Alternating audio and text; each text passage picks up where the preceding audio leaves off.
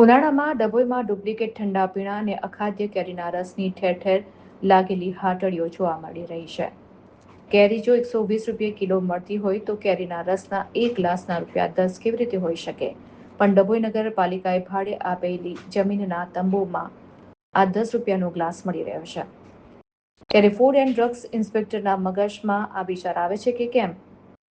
ડભોઈ નગરમાં વધારે વેચાણનો લાભ લઈ કેટલાક ભેળસેળિયા તત્વો વિપુલ પ્રમાણમાં ડુપ્લિકેટ ઠંડા પીણા, ગુણવત્તા વગરના પાણીના પાઉચ, અખાદ્ય કેરીનો રસ પ્રજાના પેટમાં પધરાવીને તગડો નફો રળી લેવાની શરૂઆત થઈ ચૂકી છે, જે પ્રજાના સ્વાસ્થ્યને નુકસાન પહોંચાડતા હોવાની બૂમો ઉઠી છે.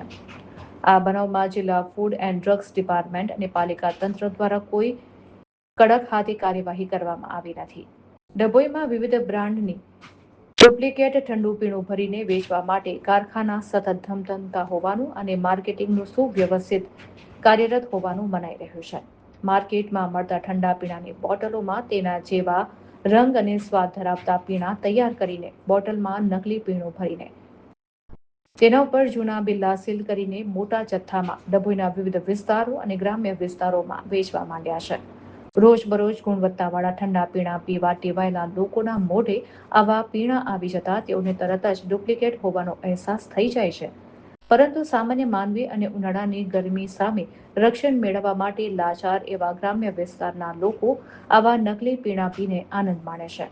ઘણી વખત હલકી ગુણવત્તાવાળા એસેન્સ અને રંગને કારણે વ્યક્તિને માથું દુખે અને વોમિટ થવાના પણ કિસ્સા બનતા હોય છે. આવા કારખાના સામે આરોગ્ય ખાતાના અધિકારીઓ અને જવાબદાર કર્મચારીઓની લાપરવાહીનો ભોગ અંતે તો ઉપભોક્તાઓને જ બનવું પડે છે. આવા કેરીના રસમાં પપૈયાની ગ્રેવી ઉપરાંત પરમિટેડ મેંગો ફ્લેવર અને સેક્રીન ઉમેરવામાં આવતું હોવાનું જાણવા મળ્યું છે.